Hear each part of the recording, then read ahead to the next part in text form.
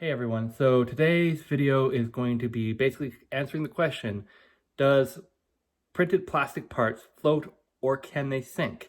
And to test that, I got some benchies and some water in the sink. So clearly benchies kind of float. Aha! One of them didn't float. That guy's not floating. Put water in the box. That one's not floating either. So it is possible. Demonstrated. Okay, so the lattice cube, which I printed in glow-in-the-dark PLA from Arion, is the only one that actually sank. And it's probably because there's zero infill in this.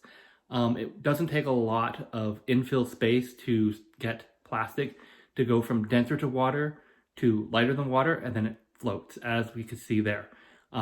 Another good example of that was the benchies. They were all upside down. The bottom of the benchy has infill, so it now floats on the top. So hope you found this video interesting. Please give it a like, subscribe, and continue to watch for more fun little videos like this.